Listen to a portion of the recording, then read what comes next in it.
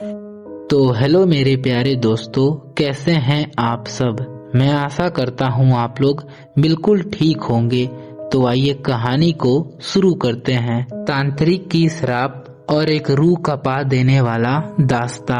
उत्तर प्रदेश का 100 दूर गांव की आखिरी सीमा, जहां पे खेतों का अंत होता है और बबूल के कटीले पेड़ों का घना जंगल शुरू होता है, वहां एक जर्जर खामोश मकान खड़ा था। वहां पे रहने वाला तांत्रिक कोई साधारण इंसान नहीं था। ना जाने उसके पास कहां से काली कमाई आती थी, कैसी कैसी गाड़ियां उसके दरवाजे पर खड़ी होती थी और आधी रात के उसके दीवार के पीछे से आती वह मंत्र की गूंज या किसी की चीखे, यह सब गांव वाले के लिए खौफ का सबक था। मैं और मेरा दोस्त राकेश, हम दोनों उस वक्त जवानी के दहलीज पर थे, नादान थे और लालच के अंधी गलियों पे भटक रहे थे।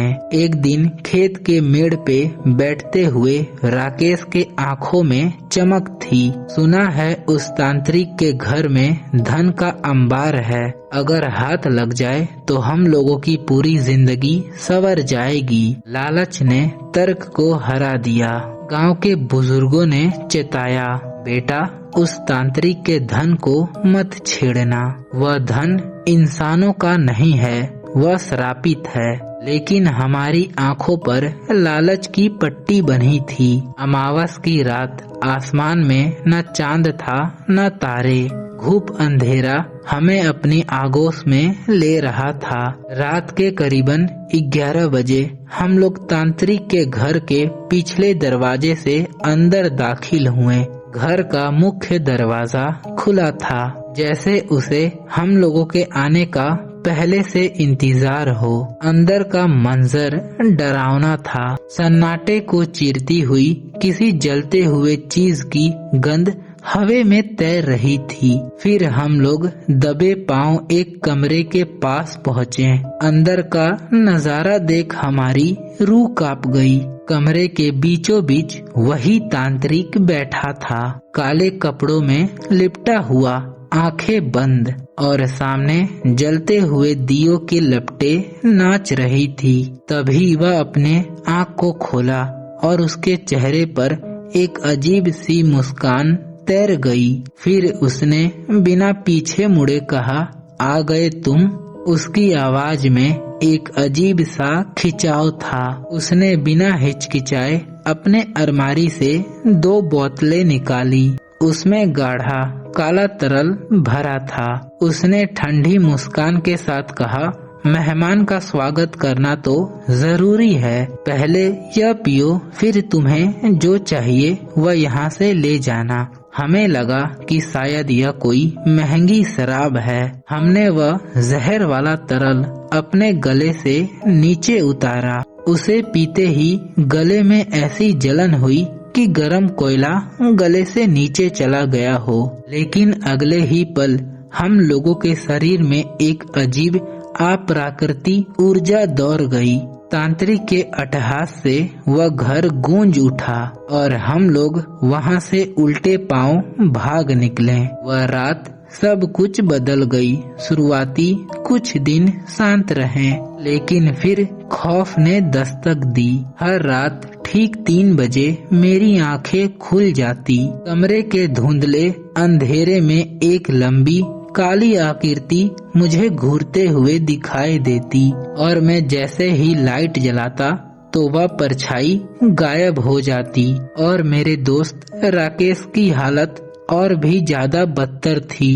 उसे नींद में वही तांत्रिक की आवाज सुनाई देती, मेरी शराब पी ली है, अब तुम मेरे हो। हमें शराब की लत लग गई।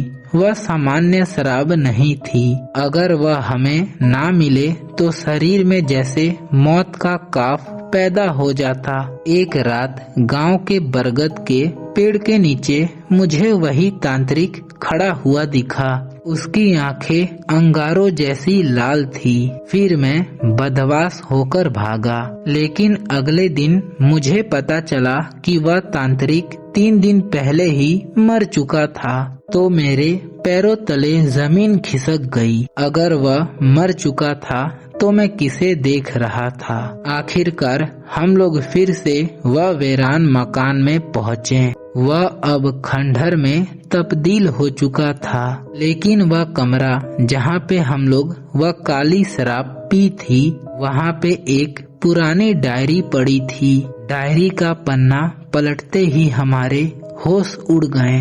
वहाँ लिखा था, जो इस शराब को पीता है उसकी आत्मा धीरे धीरे मेरे वश में हो जाती है। उसका जीवन और उसका मन सब कुछ मेरी कठपुतली बन जाते हैं। फिर अचानक वह कमरा बर्फ जैसा ठंडा हो गया।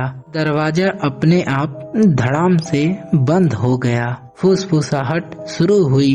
कमरे के कोने में वही काली आकृति उभरने लगी, लेकिन इस बार उसका चेहरा इंसानों जैसा नहीं था। आंखों के जगह 2 काले गड्ढे थे और मुंह एक डरावनी दरार जैसा। वह हमारी ओर बढ़ने लगा। फिर हम लोग चीखते हुए बाहर की ओर भागे और आज सालों बाद भी मैं वह घर से तो आजाद हो गया, लेकिन वह तांत्रिक मेरे अंदर आज भी जिंदा है। आज भी रात को 3 बजे मेरी नींद खुलती है और आज भी मुझे वही जली हुई गंध आती है। और आज भी जब मैं उस रात को याद करता हूँ तो मेरे मुंह में वह शराब का कड़वा स्वाद महसूस होता है। वह कर्ज अभी बाकी है और वह शायद तांत्रिक मेरा इंतजार कर रहा है। तो यह कहानी आप लोगों को कैसा लगा? अगर मेरे यह कहानी को आप लोग अंत तक सुने हैं तो प्लीज एक प्यारा सा कमेंट कर दीजिए, ताकि मैं अगला कहानी इससे भी बेहतरीन और डरावनी ला सकूं। तो आज के लिए इतना ही। मिलते हैं नेक्स्ट वीडियो में। Bye bye.